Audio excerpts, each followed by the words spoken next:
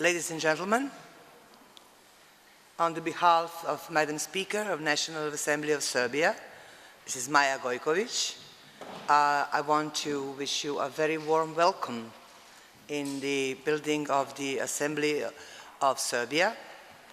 As some of you already know, my name is Gordana Čomić, and I am Deputy Speaker of the National Parliament. And very briefly, I want to share with you what this Parliament is doing nowadays and what it intends to do in the future, and to leave to you the assessments, how much that differs or how much is similar to your own national parliament, where the regions you're coming from are working. As an MP, we have, each of us, by constitution, by law on National Assembly, we have a competence and duties to bring laws, to be the part of oversight of the government, and the most important of any MP throughout the world, to listen to the people. And that's the part of our job that is sometimes the hardest one, because that what people are sharing with us is sometimes very hard to transfer to what legislator should defend in the chamber, in the big chamber that I do hope you will be able to see while you will be in process of seeing this lovely building. The National Assembly has the role for all of us MPs by constitution, but also in this, I would say, exciting time of Serbia, a role in changing the environment of what you know as rule of law in your own countries, whatever the degree of how good the rule of law is in your societies. This is the word excitement I use because a lot of things in our assembly we do for the first time ever. For example, some of you who are coming from Portugal would be surprised that we introduced ombudsman just recently. There will be a kind of 10-year celebration, and we elected an excellent person. And then the audit officer we introduced also recently, and laws concerning discrimination and anti-discrimination, a law on gender equality, law on public finances, the way you know it for decades. We introduced it quite recently compared to developed societies as democracy that is emerging actually and changing itself on the way, on the path of European integration. That's what excitement is.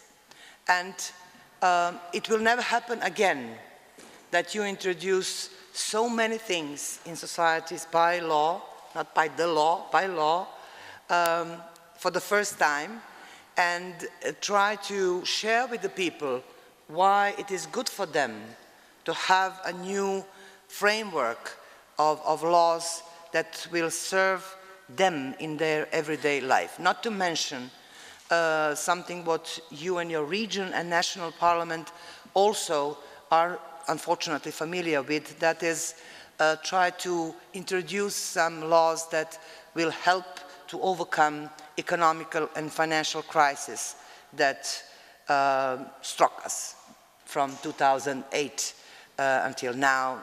And that year 2008 is also known here in the Parliament, and a lot of measures taken to decrease the negative influence of what has happened after Lehman Brothers actually opened the horror of economic crisis. By the way, I personally think if Lehman Brothers were Lehman Sisters, we wouldn't have that mess at all. But that's totally another story.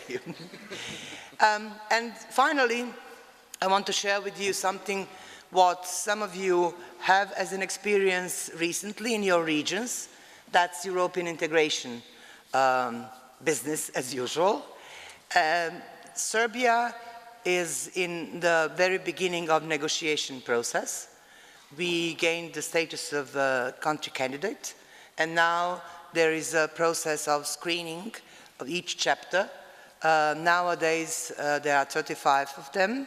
Those of you who live in countries that joined the European Union back in 2004 or 2007, you don't have the exact experience with chapters. There was something else that was implemented to enable society and institutions to become the party of European Union. We who come from Croatia, we with Croatia share the most recent way of how European integration process is implemented. And finally, we have a consensus about European integration. It was not the case until 2008. It was a kind of a bipolar situation on political scene in Serbia, but we nowadays have fully consensus. We have rural coalition in Serbia after the extraordinary elections on March 2014 that is fully devoted to European integration and fully devoted to reforms that goes along with what the business with European, not bureaucracy, but values mean. And that's a good news for Serbia, because at the end of that part will not be the end of reforms, the end of struggle for making your society better, but finally Serbia as a country will be in. We who live in Southeast Europe, in Balkans, in something what you know as political expression, Western Balkans, that's Bosnia and Herzegovina, Montenegro, Albania, Macedonia, Serbia, and one way or another Kosovo as well. We were living for thousands of years on the crossroads of empires. If you go back to history between Austro-Hungarian and Ottoman Empire, and go back in dark past between barbarian tribes and Roman Empire. So living in crossroads, it means that you live in crossroads of empires, of ideology. For 20th century there was a kind of a space of something in between, between former countries of Warsaw Pact that nowadays are full members of European Union and what was called the Western world. Crossroads of cultures, cuisine, languages, ethnics, everything. And however, living in the crossroads like the space I was born in, that's a blessing, because a lot of mixture is something what enriches you with your own culture, with your own history, with your own Weltanschauung, but it's also, it's like building your own house on the crossroads. It's quite moving every day and never or very rarely stable. And now we are in, more or less, and we'll stay in. And that's tremendous change for this region, for Southeast Europe as a whole. And the role of this parliament is not just to take care about national legislative, not just to take care of the people of Serbia to be heard and transfer their voice in this hall or the big chamber, but to work on what are the values of being within European Union means for society. And that's something where I see a broad, a really prosperous path for cooperation among national parliaments and the executives or the parliaments of the regions. And that's something what National Assembly is devoted to as well. Regionally, with other national parliaments within our region, from Bosnia, Macedonia, Montenegro, but also member countries of European Union, but also with the representatives of the regions, because with the best possible substance of the word lower, the lower you go, the more often you are with the people, the better legislator you are. The better legislator you are, there are more beauty in society. And that's something what we will work on very hard, knowing that there is a problem in the European Union, people feeling distracted or having European institutions being far away from them. And that's another thing that we in Parliament, in Committee for European Integration, Madam Speaker as well, very often mention that that's the space for a region to cooperate with national parliament, because that's what can change for better what people feel about institutions and politicians and MPs. So, in briefly, that's what we are. That's what we do here. And again, on the behalf of Madam Speaker, I wish you a very pleasant day in our Parliament. You don't have to vote on anything. You don't have to work. You don't even have to listen very carefully what we have to share with you, but enjoy this beautiful building that is legacy of those former MPs who used to work and live here, and enjoy Belgrade, and come back soon. Alone or all together, we will be here to say another warm welcome, and probably that next time work together with the representatives of your regions. Thank you.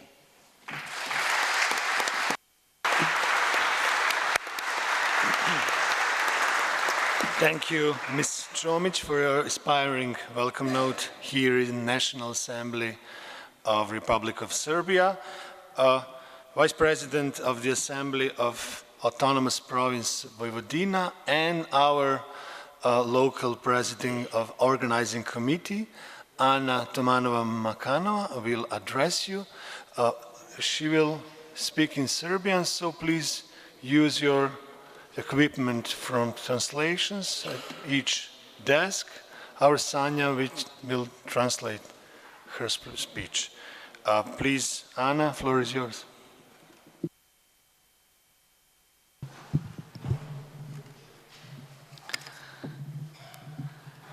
Poštovani učesnici Letnje akademije, dozvolite mi da vas pozdravim sada u prelepom zdanju Skupštine Republike Srbije. Nadam se da je ovo trenutak kada bismo mogli da ukratko sumiramo šta smo za ovih 6 dana uradili, šta smo naučili, šta smo videli i šta smo osetili. Ja, kao predsednik organizacionog odbora, mogu da kažem da smo naš program koji smo isplanirali, naravno i ispunili, realizovali. Bili smo aktivni učesnici ne samo panelnih diskusija, već smo bili aktivni i u diskusijama.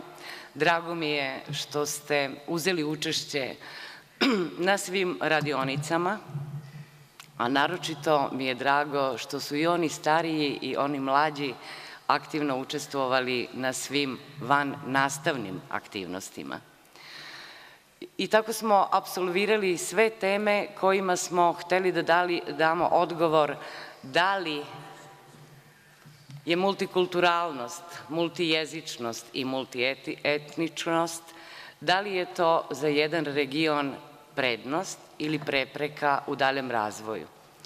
Ja mislim da ste se na samim predavanjima, ali i na terenu u obilasku Kovačice, Belog Blata, Novog Sada, Karlovaca i Subotice, na licu mesta uverili da je različitost prednost, da je integracija pripadnika nacionalnih zajednica u najširi društveni, kulturni, javni i politički život Vojvodine stvarno naša prednost, zato što svi mi kao građani Vojvodine i kao građani Srbije imamo potrebu iskonsku potrebu da budemo korisni članovi naše zajednice i da svako u svom domenu da doprinos da izgradimo civilno društvo, demokratsko društvo i da upravo kroz ovu različitost, naročito u oblasti kulture, obrazovanja,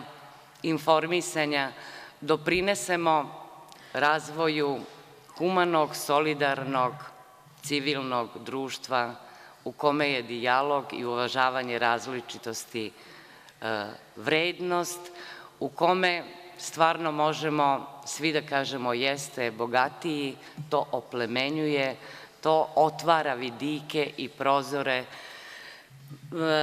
za naravno dalji razvoj i prosperitet. Ja hoću samo da kažem ono što sam i juče rekla, da je ova letnja akademija poslužila za mnoge bilateralne sastanke i da smo uspeli da na nivou bilateralnih sastanaka, znači predsednik Skupštine autonomne pokrajine Vojvodine sa predsednicom AER-a, gospođom Bozatli, da su se u prvom redu dogovorili o našem aktivnom daljem učešću u radu Skupštine evropskih regija i da smo spremni da zajedničkim snagama ne samo da doprinesemo razvoju i međusobnoj saradnji Skupštine evropskih regija, već jednostavno da gradimo kontakte, partnerske odnose i s ciljem da zajednički možda učestvujemo u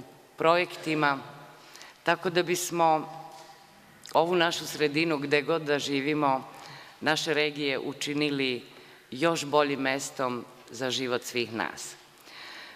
Konkretno, to što se pokazalo kao pozitivno jeste da se sa predsednikom pokrajinske vlade, gospodinom Pajtićem, takođe na susretu sa predsednicom AER-a, gospođom Bozatli, konkretno dogovorilo da će se krenuti u realizaciju značajnih projekata u oblasti ženskog preduzetništva.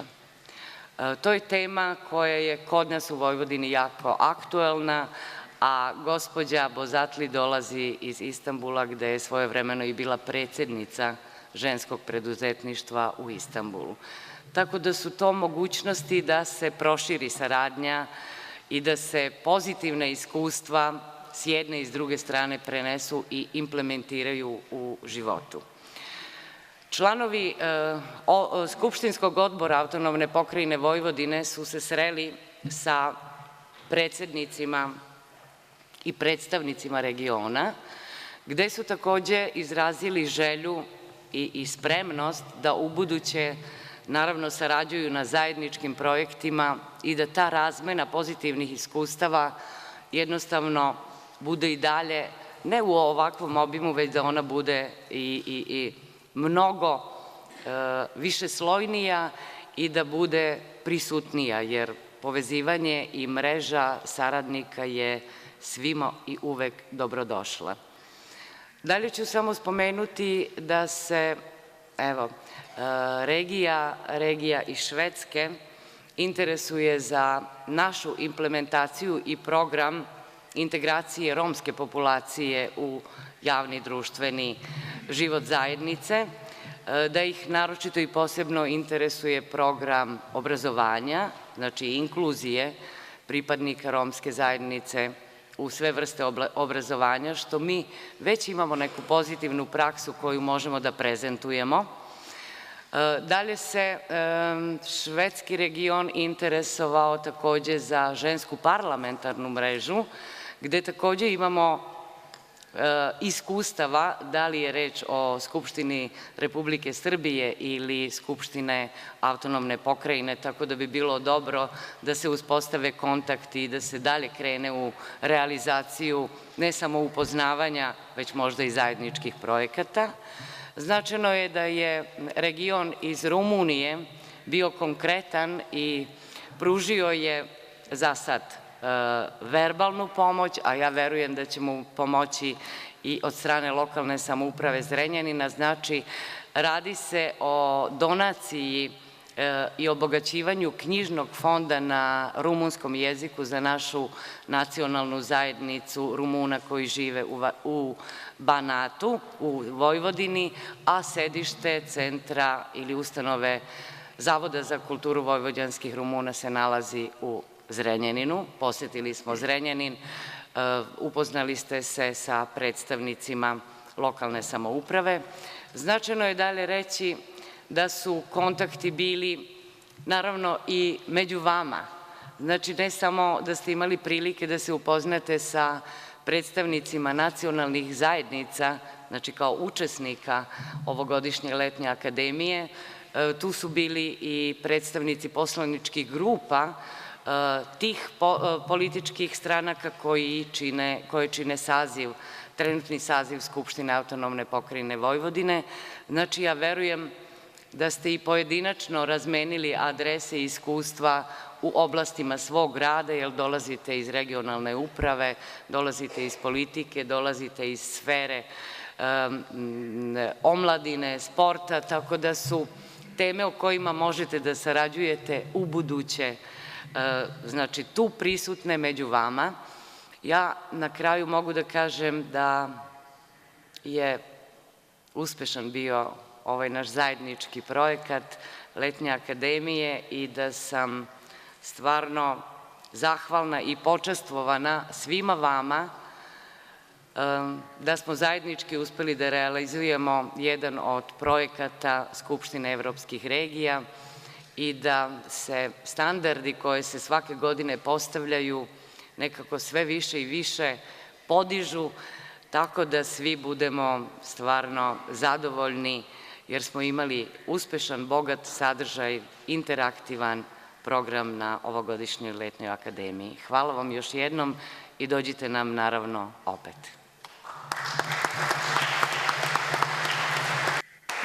Thank you, Ana Tomanova-Makanova, for your informative summary of our work and our results of our work during these days. I'd like now to extend my warm welcome to my senior colleague, Professor Milena Dragičević-Šešić, who is head of the UNESCO Chair in Cultural Policy and Management, as well as Professor of Cultural Policy, Cultural Management, Cultural and Media Studies at the University of Arts in Belgrade. Please, Professor Dragičević-Šešić, floor is yours. Yes. I'm going to address you with a very, I hope, very small and short lecture, because you had quite a lot of lecture those days, so you don't need the last day one. But as I was invited to speak about this, I would say, very interesting issue for me, and that's the role of cultural policy in managing diversity in one country. You can see even here in this space, I was watching up, and then I saw something which is very interesting.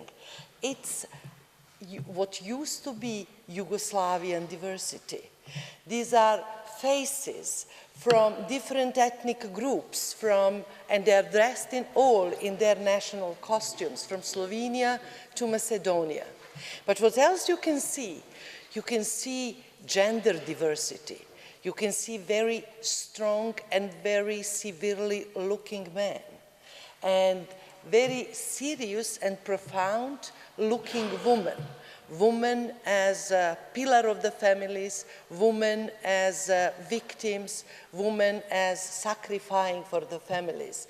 So I hope that in the future, our future parliaments or other sorts of public buildings will have some other sorts celebrating diversity, but not celebrating diversity with a strong warrior or victim faces, but with some other types of images. Anyway, yes, we came today, since 1980s, we speak about Europe of regions, Europe of, let's say, diversities, and here we are discussing both inner diversities and outer diversities. It was not easy, neither for Europe, neither for any single country, to face diversity, because all of us in different countries, we have different types of diversities, not only like we have put here, ethnic diversities, but also racial diversities, sexual diversities, gender, etc.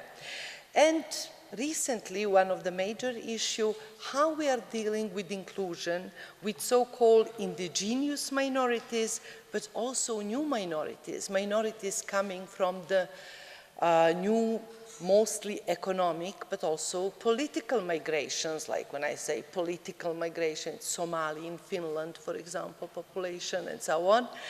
But there are different policies and different issues. And for us who are dealing with culture, this represents a problem. Why sometimes very small indigenous minority have a lot of rights, representing 0.5 population, while a new minority came, let's say, after Second World War in certain region, do not have any right, even representing more than 7% of the population. You can find that in many countries of European Union, so not only in new democracies, but also in new democracies. But then again, the issue of Roma was mentioned. And yes, that's something which I think all countries of Europe have to learn how to deal with.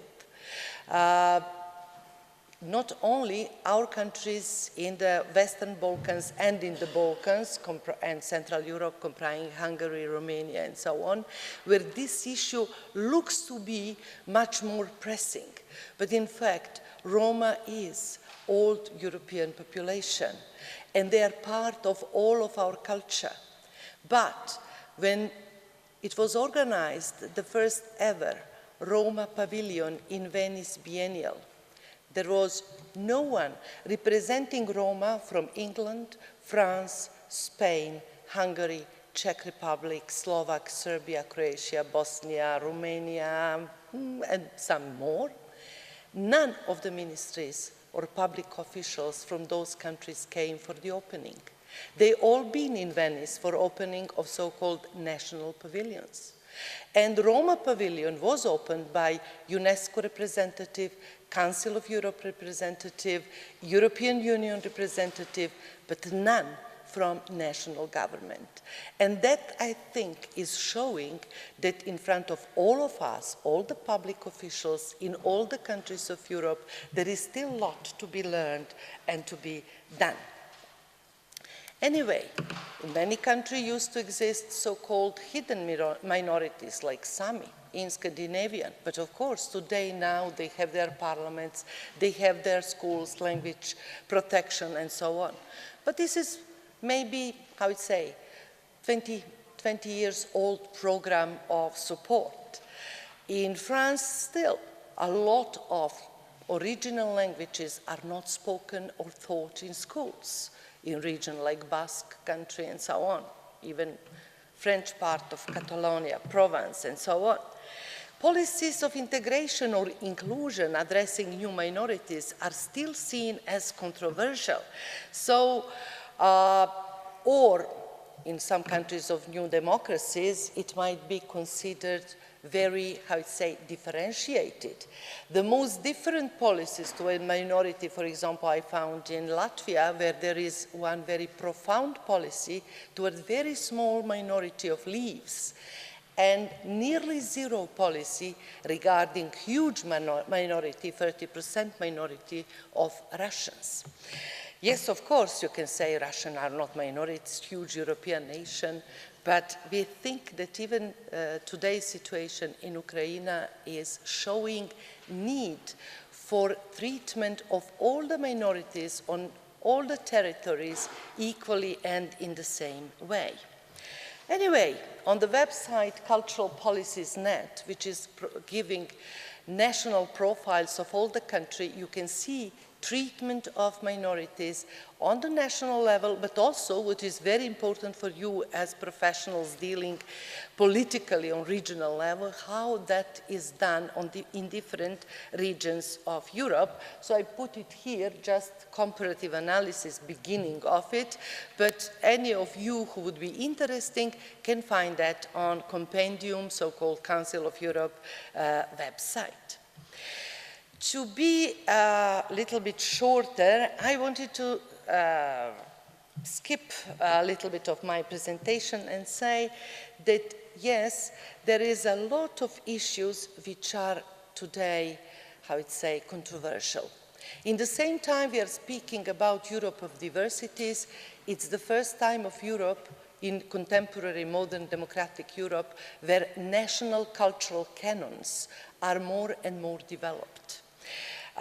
Where comes language unification, standardization, which means that in the same time we are making inclusive policy, but in fact we are excluding some people speaking dialects, or those dialects looks to be considered funny on national territories. There is also one important issue which I would like to speak about. It's politics of memory as part of cultural policy in every country. Because in many cases, the politics of memory is in fact policies of oblivion, where we intend not to take in account heritage of others, which happen to be on our territory, but the people disappeared. So, or dissonant heritage. For many people in this region of Western Balkans, socialist heritage is something which should be forgotten, which should be somehow even destroyed. Many monuments from Second World War has been destroyed throughout this territory of the Western Balkan. Of course, there are also new projects which are dividing population, which are dividing groups. Some of these projects is also dividing my own family. This is a big creation of a new cultural city near the bridge of the Drina. All of us know the bridge of the Drina is the famous book of Ivo Andrić, our only Nobel Prize winner. And this bridge is a, how you say, a very good example of what heritage really is and how heritage is differently accepted among different groups living on the same territory. For Bosniak population, this bridge is a symbol of greatness of Ottoman Empire who connected Bosnia with the rest of Ottoman world by building this bridge. For Serbian people in this territory, this bridge is a symbol of patriotism which still was present among feelings of great vizier of Ottoman Empire, originally from Serbian village, from this neighborhood, and who built this bridge as payback to his roots and to his Serbian origins. Throughout the history, this bridge was seen differently, and even today, when this huge project of our famous film director, Emir Kusturica, is built, this bridge is in the heart of debate, and this city, Andrić Grad, is in the heart of debate. Should it be built this way, how it is built? Should it be built without real multicultural linking to the real territorial multiculturalism, and so on? Politics of memory is our common politics of articulation of our joint past. And we can say that Holocaust memory and trauma is one of the European cohesive memory. And you can see that all the countries of new democracies, among first things to do when joining Europe was to build, or were, to build Holocaust Museum of Jewish Genocide. And I have to say, yes, that's also one of the projects which we in Serbia are dealing now. It's rebuilding as memorial center the old fair in Belgrade, which used to be a concentration camp during Second World War, from where the Germans exterminated the whole Belgrade Jewish population. But there are many other things in European history which are not incorporated or which are put in oblivion. Soviet gulags are not really part of the memory of the present way Russian young population. Spanish-Portuguese fascist period is very quickly put in oblivion. Not to speak about Greek civil war, which is part of the shameful memory for Yugoslavian people because we built the wall and we prevent our compatriots from Greece, Slavic compatriots, Macedonians, to be saved. So they had to send huge number of their children in Soviet Union to be saved from hunger. And this part of history is never taught in Greek today, as many other parts of history are not taught in Serbian history, Croatian history, and so on. So what I'm lobbying for is that in our present policies, we have to deal with not only things which are commonly, how I can say, accepted, but also with the things which are part of the memory of guilt, like extermination of German population from Vojvodina and other regions of Central Europe after Second World War, because it concerned rural population and urban population of German population of those regions, not only not soldiers population, but civilians one, and so on. So there are many issues which has to be rediscussed. And yes, and probably with few examples of these, I will conclude this speech. Artists are often discussing those issues more freely and more deeply and more controversially than politicians or even than social scientists and historians. Here we have one very famous project of Croatian artist Sanja Iveković done in Luxembourg, which really, how it say, bulversed, which shaped Luxembourg population. Why? Because she made a monument, copy of the same monument of the glory of the First World War of the population of Luxembourg, using, as usually, female body. But she made the same copy, only the woman was pregnant. That made very mad population of Luxembourg, saying that she is, how it say, putting in question their freedom sense, their sense of patriotism, how bravely they fight it against the Germans in the First World War. But in fact, Sanja Iveković made this project as a woman, saying, what gives right to any nation to use and misuse woman body in representation of wars and victories, while woman body in every single war is the victim, is raped body, is suffering body. And this project, of course, had this very nice name, Rosa of Luxembourg, in the same time mentioning Rosa. There are many, I would say, dilemmas which we have to debate in the regions, in the countries today, because to make really our, how it say, cultural policies aware of diversities, of different interests, of different ethnic groups, but not to make them oversensitive and politically correct that much to really erase all, how it say, important questions. This is another artistic work of main narratives of post-socialism transition, showing all these flags which were just thrown away in the garbage from all other public institutions, wanting to forget what used to be our common history.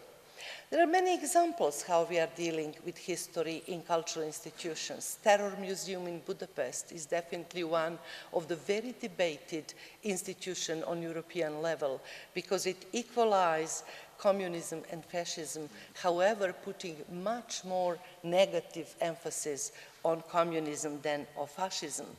And here in the Balkans, and with that I would like to finish, there is a lot of, in the same time, poetics and politics of representation.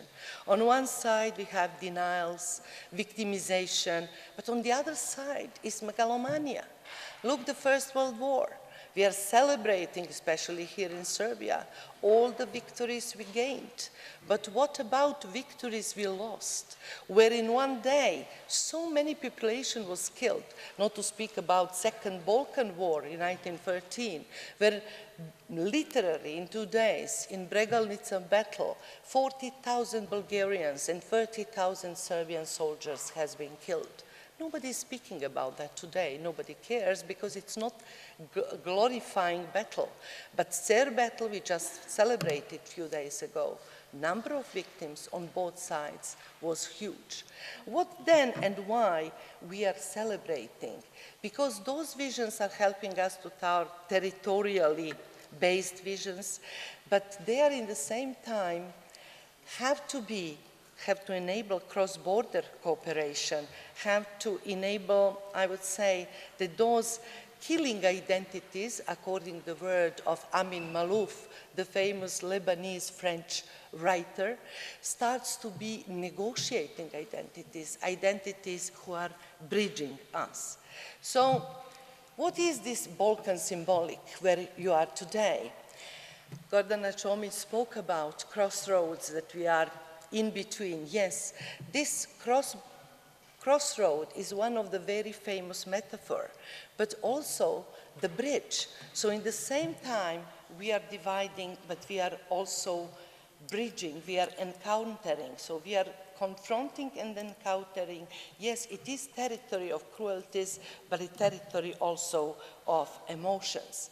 All these diversities are huge, but this is also, say, in the same time advantage. The fact, for example, in Scandinavia, you have only one Latin alphabet you are using in all your languages.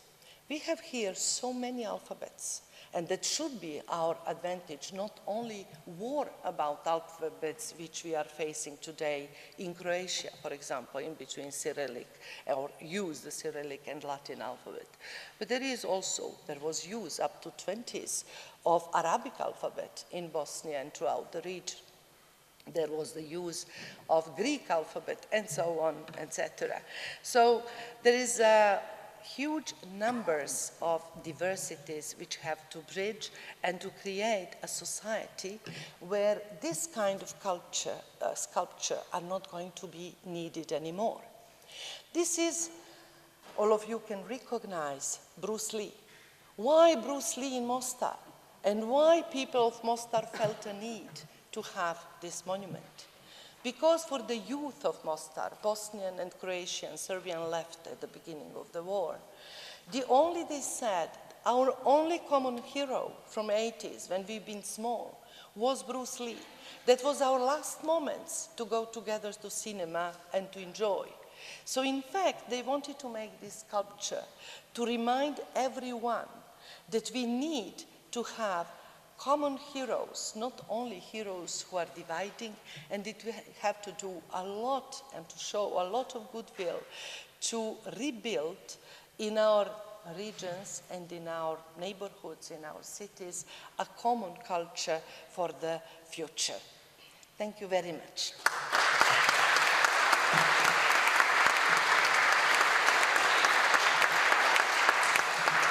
Thank you, Professor Dragičević-Šešić, for your thoughtful presentation on cultural policy and diversity management. I especially appreciated your points about the flows of European cultural politics, about neglected sides of our common history, and about our current dilemmas.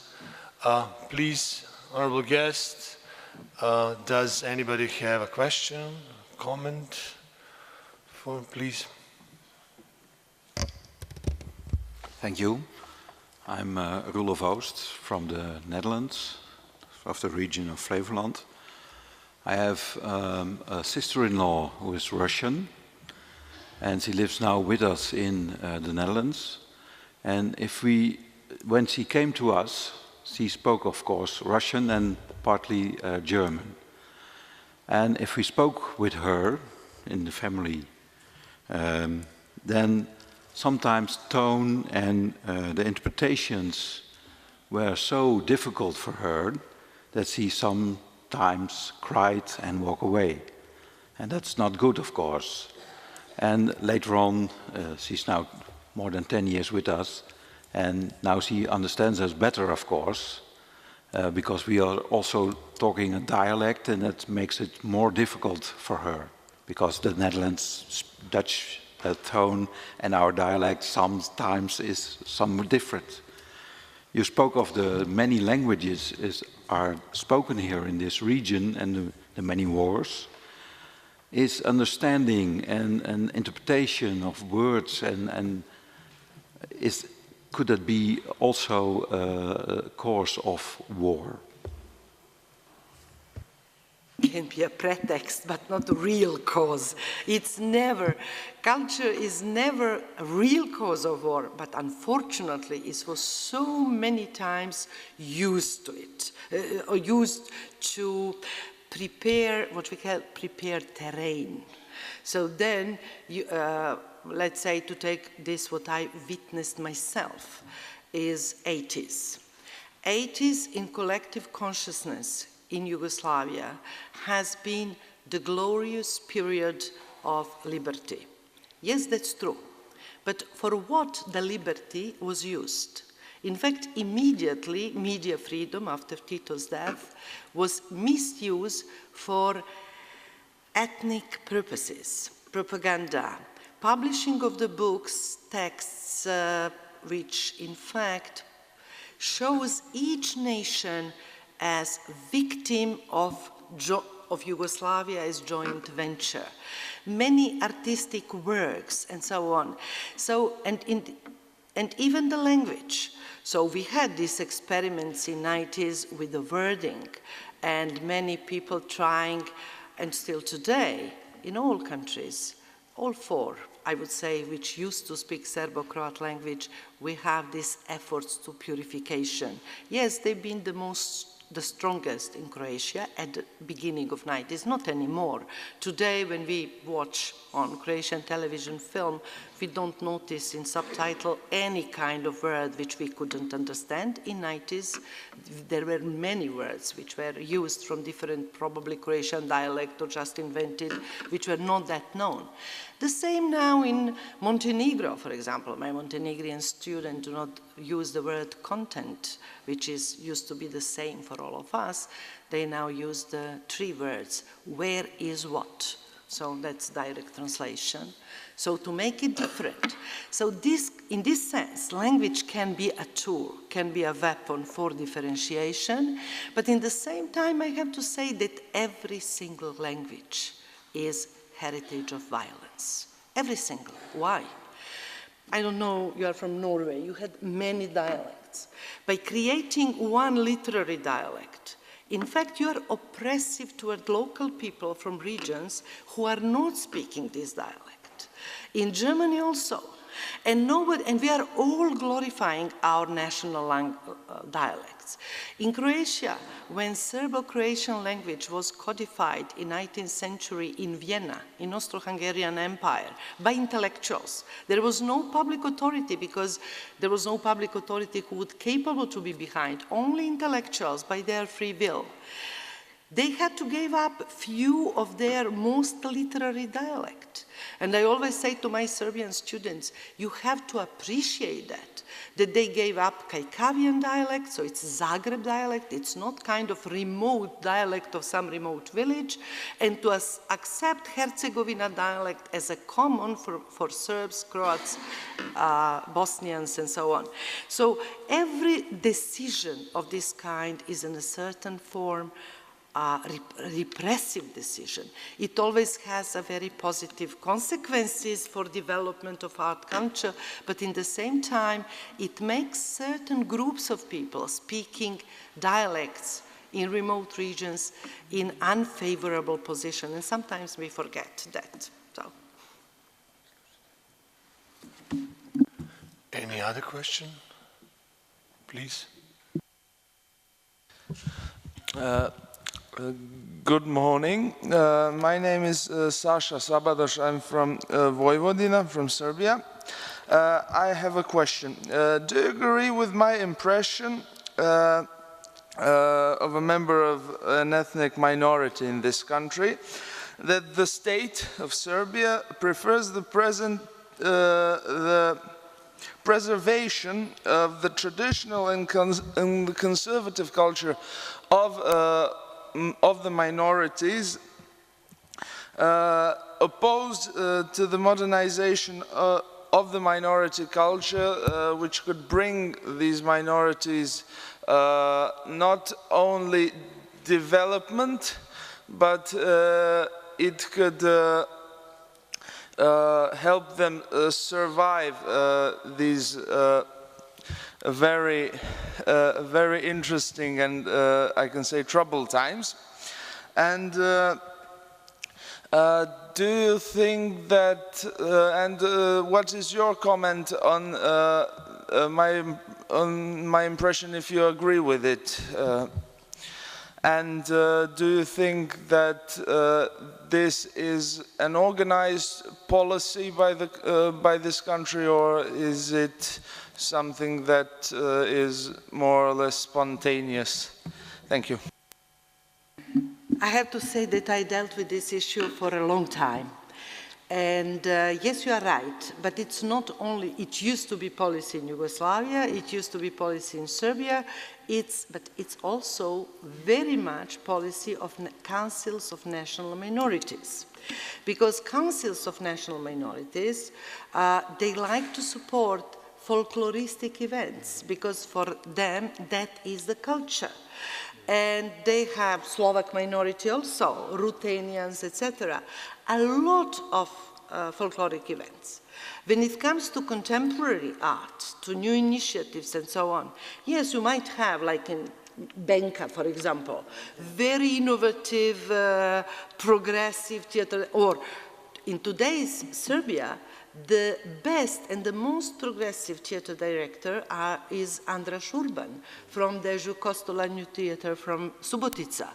So he comes from a minority, and for him it was very difficult to, how I'd say, to go out of this like Hungarian language theater institution to really enter Serbian cultural space and to be recognized as such. So yes, there are double policies. Everyone, specifically national councils for national minority, likes to see their culture as nurturing tradition, not developing contemporary expressions, and also to see that as, I don't know if I have it here, I usually have one slide, which is from Slovak visual arts. On one side, I put the work of Zuzana Halupova, which is representing happy Slovak village. And that's something which national minority like to identify with, but also majority like to see minority as nice and happy minority, having all rights to perform their customs.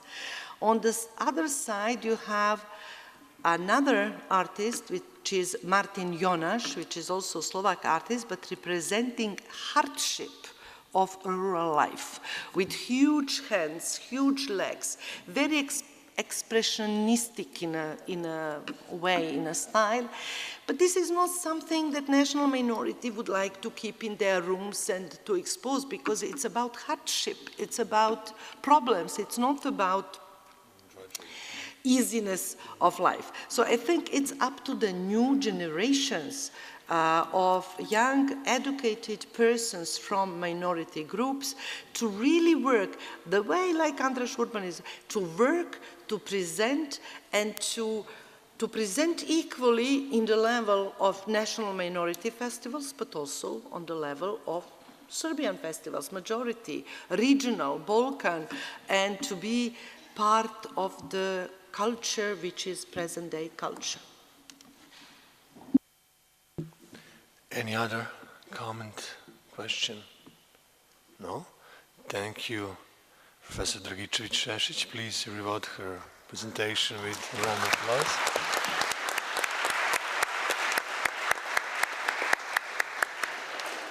Our next speaker is Alexander Ivanov Vladimirovich, who is Deputy Minister for Economic Affairs, Mordovia, Russia. He will present their plans for next summer Academy of AER 2015 in Russia. Please.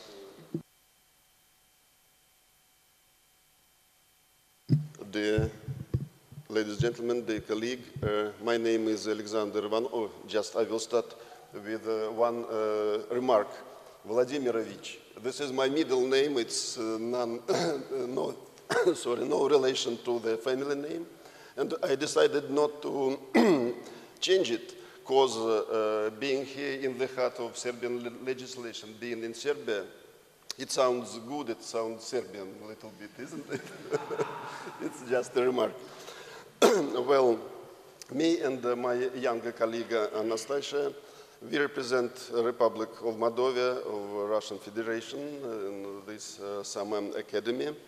It's our privilege today to be talking to summer academy participants. And first of all, I would like to congratulate multicultural, multi-ethnic and multilingual Vojvodina with successfully organized summer academy. Then, on behalf of Moldova government, let me thank AER and organizing committee for granted opportunity to host Summer Academy 2015 in my hometown in Saransk, in the capital of the Republic of Moldova.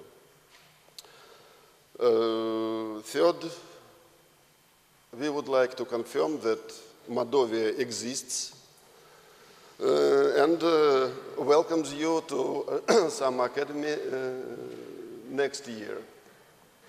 Well, sport from self-development towards development of the region.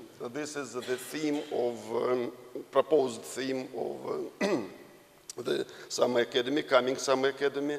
It was, has been chosen to correspond to the AER priorities in the sphere of social, lost idea.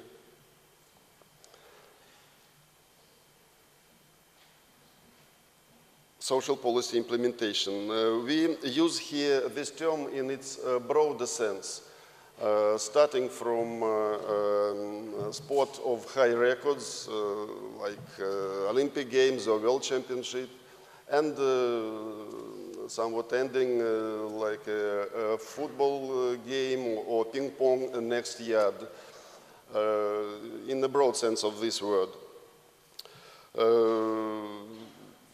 But first of all, I would like to say a few words about my republic. Moldova is a rapidly developing region, one of the leaders among other 84 Russia regions by economic and social development rates. Moldova possesses a significant economic, industrial, agri-industrial, labor and scientific potential, well-developed infrastructure, and favorable transport and geographical location. This is one of the most politically and socially stable regions in Russia, with low level of criminality and favorable ecological environment. A comfortable environment for life and doing business has been created in the Republic, a broad network of financial institutions and insurance companies, well-developed social infrastructure, large number of sport facilities of the highest level. Well, as they say, it's better to see once than to hear 100 times. Thus, we have prepared a small clip on the Republic, and I would like, if everything will go, I propose just to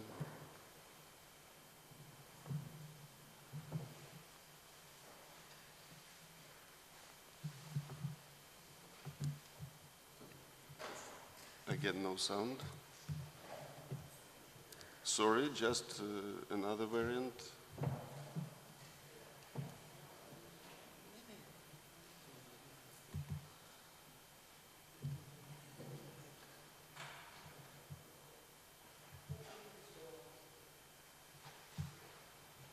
Again, note here it's up to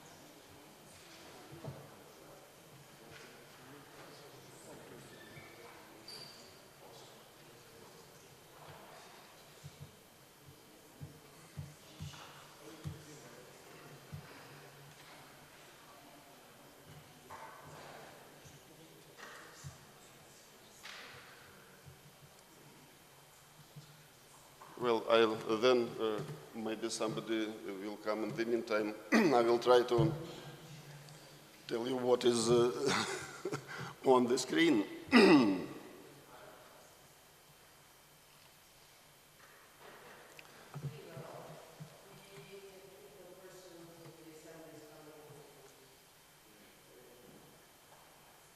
It means that there will be... Yeah, it was there.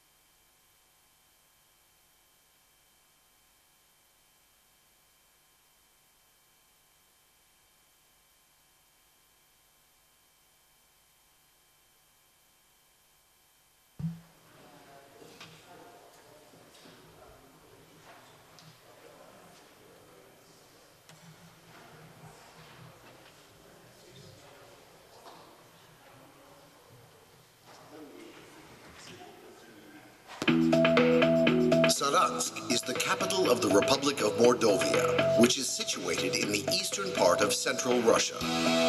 It was founded in 1641. The area of the city is 71.5 square kilometers. Its status is a metropolis. The city's population is 299,000 people. The population of the Republic of Mordovia is more than 830,000. The city of Saransk is ideally located for the guests of the city. It is located at the junction of federal highways. Thus, Saransk is located in the center of the country, where nearly 50 million Russians live within a radius of 700 kilometers. There are 9 airports operating in this territorial perimeter, which permits one to reach Saransk in just a matter of hours. Nowadays, the airport, which will soon be elevated to the status of an international airport, provides flights to Moscow, Kazan, Samara, and St. Petersburg. In the summertime, regular flights to Sochi are added into the schedule. Soon, it will be possible to take direct non-stop flights from Saransk to Kirov, Orenburg, Perm, and Ufa. The last 6 years in a row, Saransk has unfailingly been the winner of the all-Russian competition for the most comfortable city in Russia, held by the government of the Russian Federation. Having been in a continuous state of construction for the last number of years, today the capital of Mordovia is a small European capital, as it is called by the amazed guests of the region. Here, the Republican Palace of Culture, the Theater of Opera and Ballet, a central post office, a national library, and the Palace of Water Sports have already been built, and almost completed are the 17-story main building of the university and the University Hall, both of which are located next to the new Millennium Square, adorned by a light and music show fountain. Soon to be open to the public are an indoor football and athletics arena and an archival and ethnographic museum complex.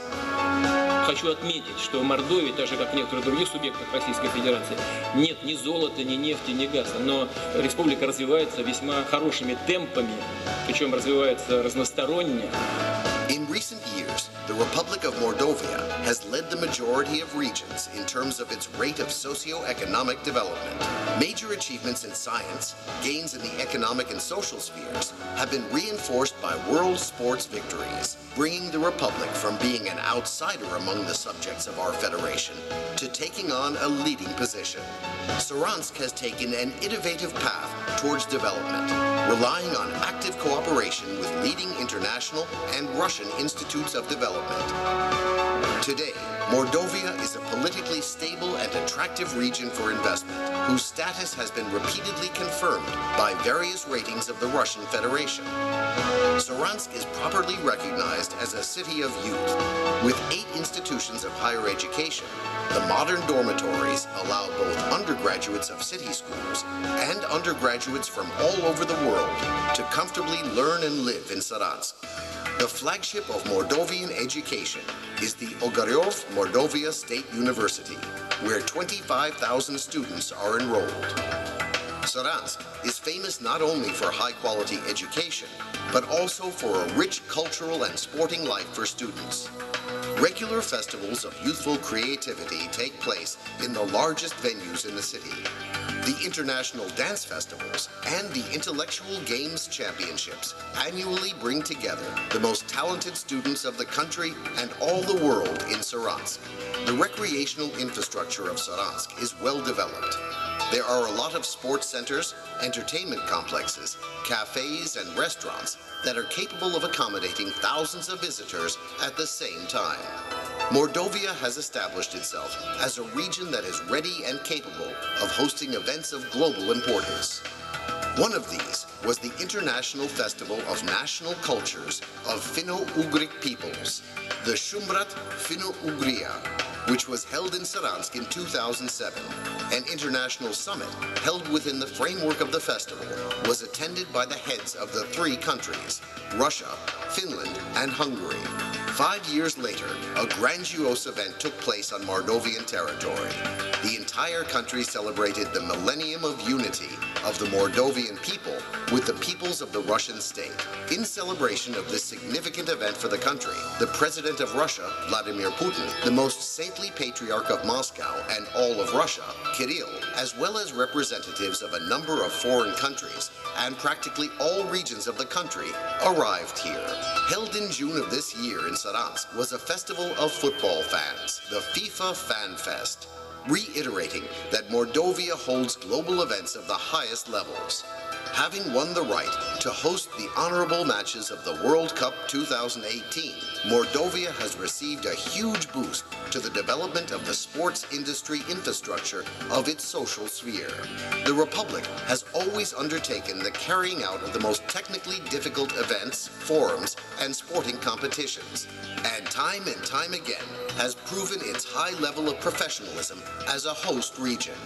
Being a highly developed city, Saransk has indisputable pluses over many candidates in the selection for carrying out various events.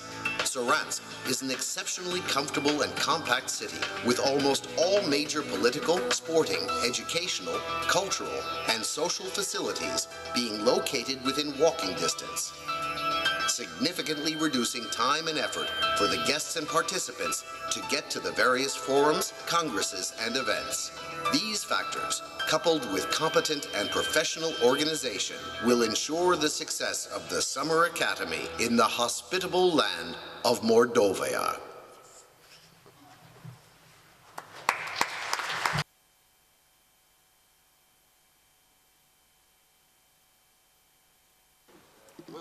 This is just a general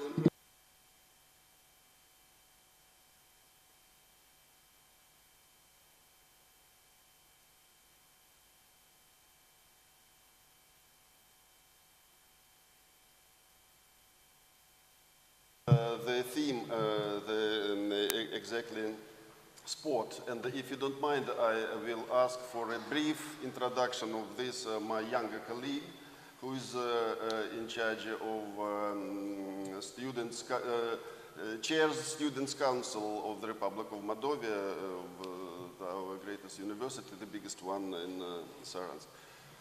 Anastasia, please. Okay, good afternoon. Dear colleagues, I'll say a few words from the seat. So let me introduce some words about next summer school, and first of all I want to say a big thank you for organizers of this summer school, for AER, and especially for two colleagues from Vojvodina. All of activities and events were such in time, full of interesting and useful information, and I work with students and I know how it is difficult to organize all the activities like beautiful and like super, like it was here. And I want to give them some applause.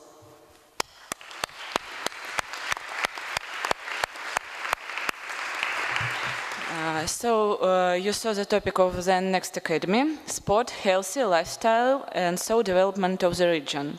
I have to say that inhabitants in the Republic of Moldova a little bit vexed or insected by sport, and we really like it. Sport volunteers, physical culture in university, and we adore to participate in events which are linked with sport somehow. And we have a lot of Olympic champions and in our small republic, and I'm absolutely sure that it is conclusion of mass sport, physical culture, and healthy lifestyle and love for sport. So a few words about health. Health, I suppose, must be lifestyle, and we can do it, and we want to develop it together with everybody, with all of you. And you see, I'm not such a sporty girl, but we have such huge amount of sport buildings, and because of that, that even me started like sport. So, of course, we will be really grateful for you if you give us some advice, counsels, or suggestions about next summer school, because let's do it together, and I think it's easy to connect with us. So, I promise you that it will be a great time in Russia, in Mordovia, in Saransk, because of our friendly family of students and governments. I know it sounds a little bit funny, family of students and government, they are waiting for you, we are waiting for you, and we have a lot to show you, and we will prepare, and let's start to show you from the small, it's a clip smaller than the first one, clip about sport in our republic, and I want to say only welcome to Saransk, to Mordovia, to Russia, and thank you, Voivodina and Serbia.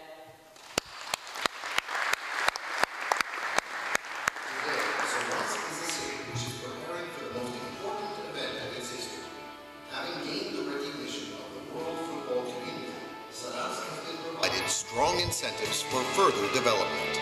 The right to hold matches of world importance is the result of Mordovia's many years of work in the area of sports.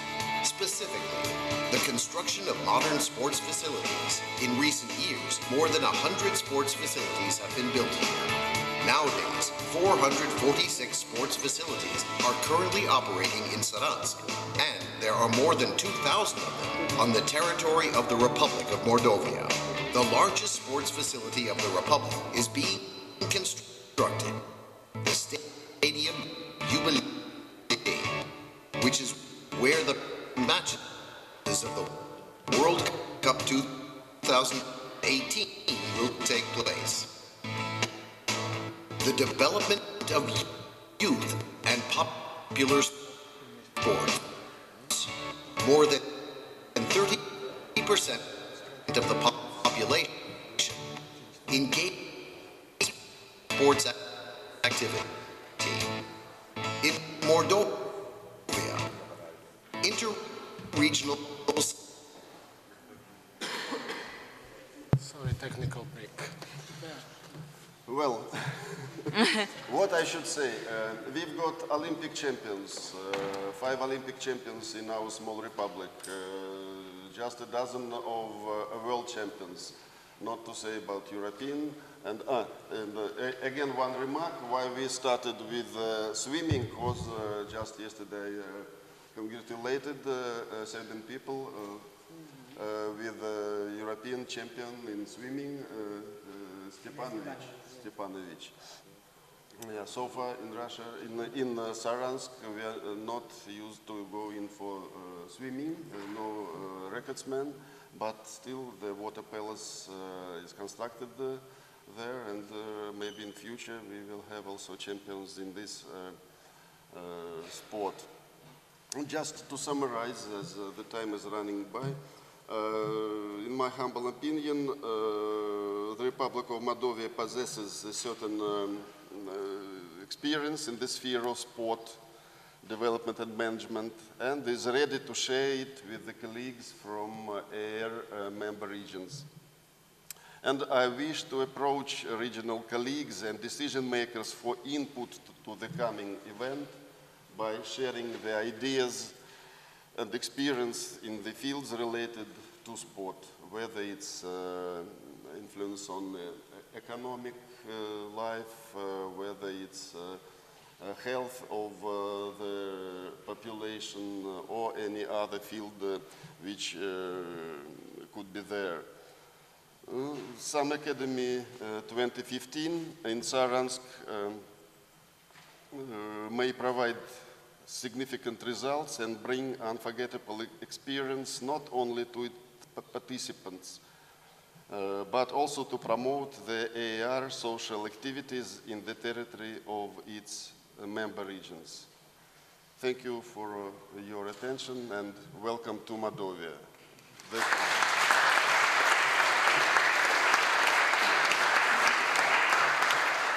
Thank you, Alexander Vladimirovich Ivanovic. I will be ready to answer. Okay. Or criticism, as you say. That's the part of it, you know.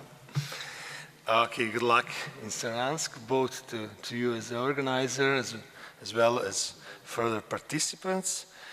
Does anybody have a question, comment, criticism? But not. Thanks once more. And our closing note will be given by Doug Roening, who is Vice President of the AER Committee Free. Please, Mr. Roening, the floor is yours. Thank you. Dear Madam Deputy Speaker, thank you very much for the hospitality to welcome us here in the Parliament of Serbia. And dear all friends, I care to say, after we spent 1 week together. And I think that we can all agree that this year's Summer Academy was really a big success. There were people who thought after last year's Summer Academy that it would be difficult to reach up to such level. But I'm absolutely convinced, and Vojvodina showed for all of us that it is and it was possible.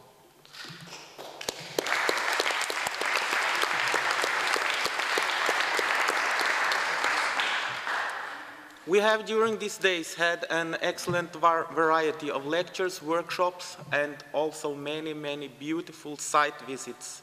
And we feel that the whole region has been involved in participating actively to make this Summer Academy worth remembering for all us who participated. And I want to thank the organizing committee and Mrs. Makanova very much for making such an excellent contributions with the variety for the speakers. I will not spend a lot of time to take us through all these contributions, only mention shortly for us to remember about the topics that we have been talking these days. We have been through lectures about minorities and equal treatment. We have heard about the legal framework in different countries that regulates this. We have been speaking a lot about integration and tolerance and pluralism. And we also learned that education and communication are key tools for integration in a nation. These were experienced also in various workshops that we had when we were on our field trips. Minority languages and the value that people know more than one language. They have one mother tongue, they maybe speak another minority language as well, and also maybe a third language that is for communicating with the outside world. That's also something that enriches us. And I've been saying before in the Committee 3 meeting that we held in Novi Sad in March, that really language is culture for people. It's the language that you speak that very much defines who you are.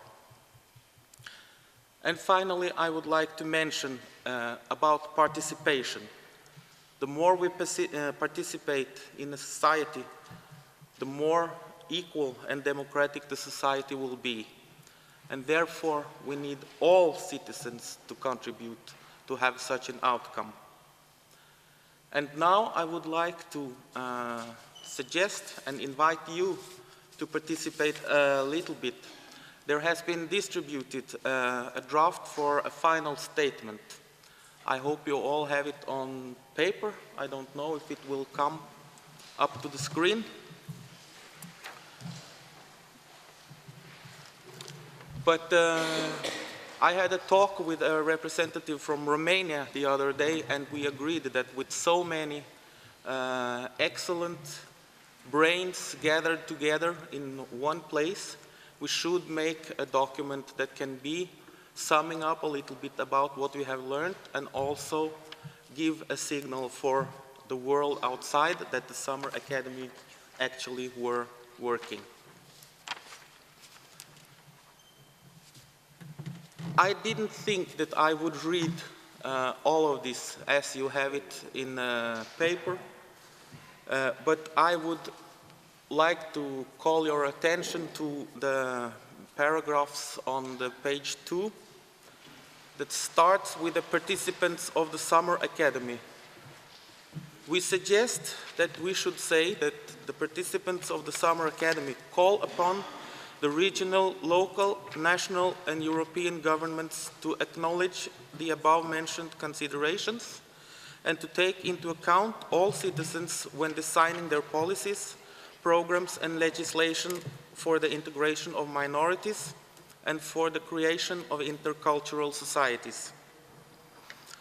Encourage all educational institutions, actors and stakeholders to consider multicultural and multilingual questions as an integral part of their curricula and/or agenda. Ask that European, national and/or regional funds be made available to design projects and help exchange experience on the successful initiatives. And finally, recommend that regions and their stakeholders make use of the available funding programs to improve the situation of minorities in their respective regions. I would like now to hear if somebody has some comments about this document. Yes. Hi, my name is David from Sweden, and I was just thinking, these statements, when I bring it back home to my region and I discuss it and I bring it up, and they will ask me, why should we do this? I will most likely want to tell them, well, it's in the strategy to reach the common vision that we as a European region wants to achieve, right? So what is this vision and the values and the foundation of AER? What should I tell them? Is this, when they ask me, what should I tell them? I want us to do this because I brought this with me as knowledge from when I went to Serbia.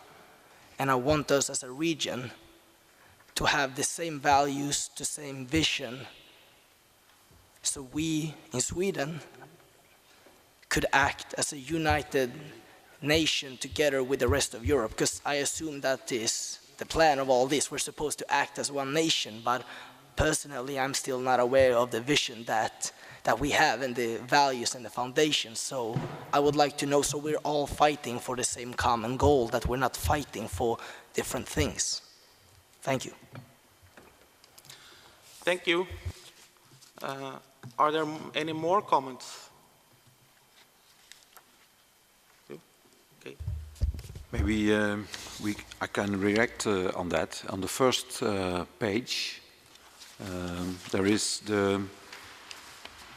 that we acknowledge the Universal Declaration of Human Rights, and there are some others.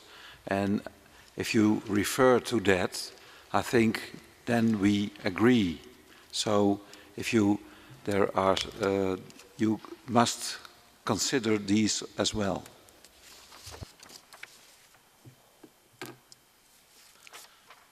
Thank you. I also would like to add that in my belief, what we have started here throughout the Summer Academy of this year is a process.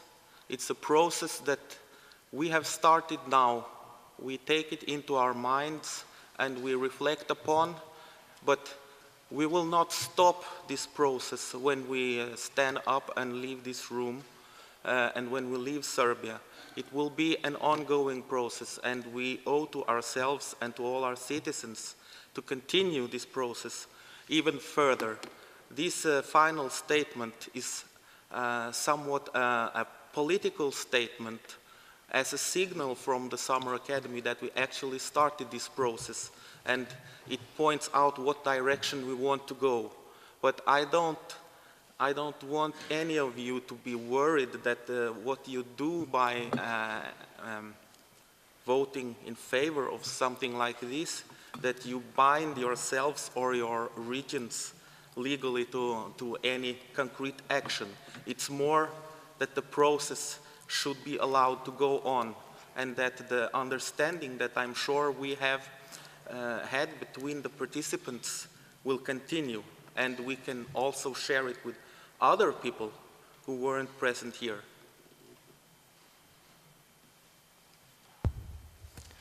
Is it possible to see that process, to share it so, well, I personally want to see it so that I know exactly, so I see how the process goes, so I have legit information to pass on when I get back home. Because right now it's kind of up in the blue for me, to be honest. I think it's great, and obviously the process is not gonna end after we step out of this meeting or this hall, but I want to know how the process looks like, so we're actually going towards where the greater vision is. Yes, I understand what you say, and I would like to underline that that the very core of what we have been discussing this week here in Vojvodina is something that the Committee 3 works on. We have been working on it before. We have been having themes about it before. We have having workshops, and we will continue to do so. May I just add something? Yes, yes.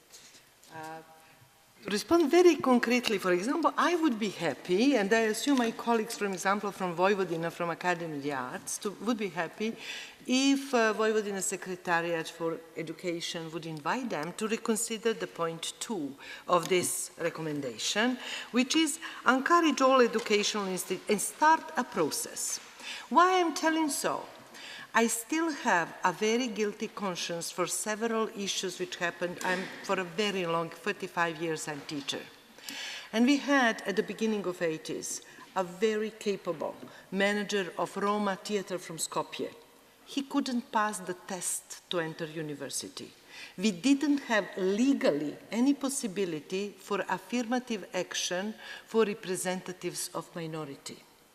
And that is something which, I mean, universities are autonomous, but if there is certain political stimulation to universities to reconsider their policies, to open up their doors more to not only by the merit, which I absolutely agree, merit should be the first issue, but however, it's not the same if you are representative, if you are coming from minority village, East Serbia, for example, Bulgarian, what are your chances to enter university compared to some Belgrade children, which are exposed to everything?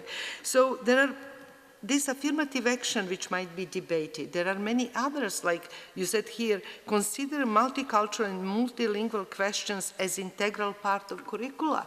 This should be stimulated more and more. And that's something very important. I would like, for example, even here to see cultural institutions, not only educational. Look how our theaters look like. Anywhere in the world, Paris, London, and so on, it's theater, white audience, and white authors, not related to multicultural reality of contemporary cities like, I don't know, in Holland, Rotterdam or Birmingham and so on. 50% of populations are not white natives. So how that relates in cultural programs. So these are kind of processes which cannot be politically led, but can be politically stimulated as debate. Thank you. Any more comments?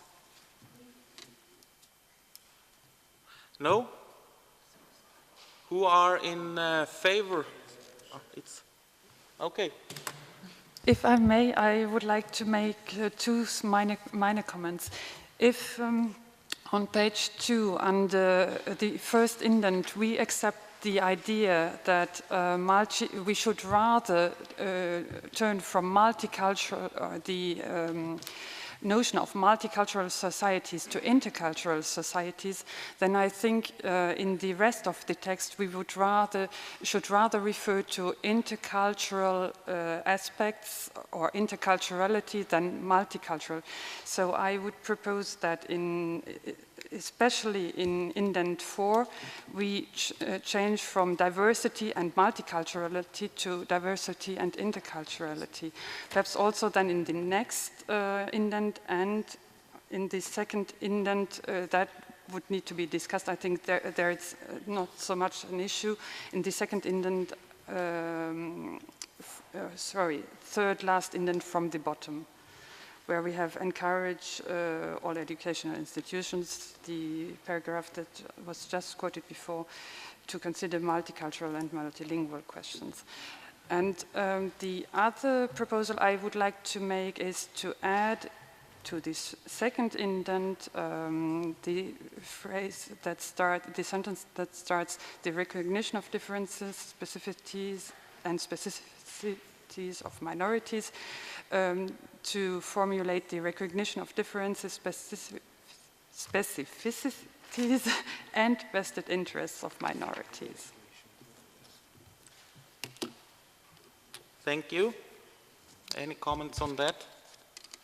I think it sounds reasonable. Okay, I will try again. Who is in favor of adopting this as the final statement from the Summer Academy? Will you please raise... What? With the remarks, yes. Will you please raise your hands? Any abstentions? Anybody against?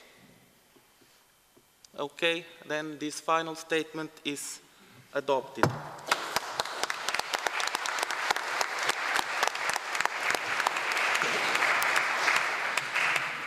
So I will now just very briefly want to thank everybody for these wonderful days that we spent together in Serbia and in Vojvodina. I want again to thank the organizing committee. I want to thank all the speakers. I want to thank the support team who has been very useful for us, and they have been always in a good mood, and they have been always very charming. Thank you very much.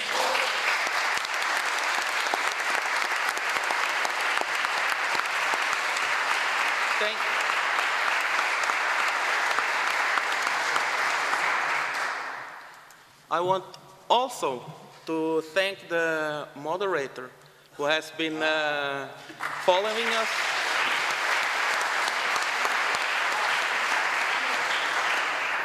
And last but not least, I want to thank all you participants for coming here. We have been sharing these days impressions, emotions. We have been doing networking formally and informally. And I understand that this has been happening both day and night, so we have been very effective. I think when we leave here, we all have made new friends, and we will all take memories from this wonderful week with us. And finally, I hope that many of us will have the opportunity to see each other again next year in Saransk. Thank you.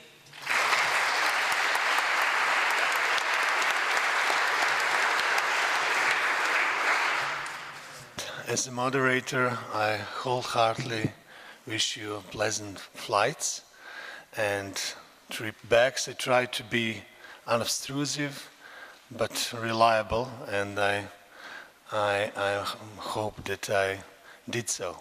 Okay, best wishes, see you again. And final word.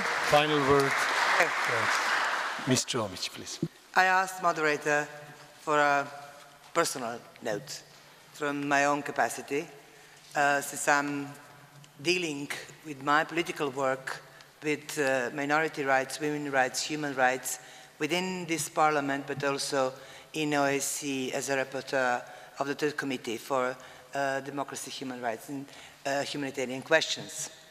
And from my personal note, very briefly, I want to share with you what I have learned working with people like you and those who you work for, that when human beings are in question, there is always a narcissism of small differences. And if you insist to be a narcissist because of the small difference of other human beings, you will never be enriched with that small differences that you can add to what you feel as your own identity. And whenever you have that in mind, you gain your free will to give up freely, to be an artist, and to accept that small differences that other human being is offering by being what he or she is.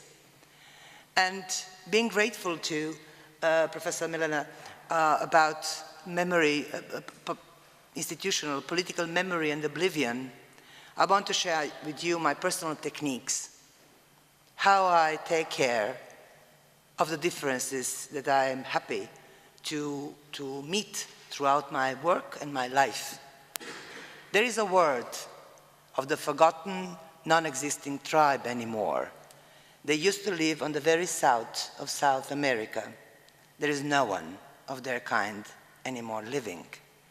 They had a beautiful language that is forgotten because there is no one to speak the language anymore. And in their language, they had the word Mami Hlapi Natapei. The word means two human beings in silence, sitting across each other, sharing the wish with awareness that their wish will never come true. So Mami Hlapi Natapei is something what I remembered to remember two important things. You can be forgotten if there is no one to cherish a memory on you. And there is always another human being across me sitting in the same table who might want the same thing that I do. So that's, from my point of view, more or less everything about interculturalism, multilingualism, and multi-everything among us people. And for the end, you made a part of history of this building by approving this final statement.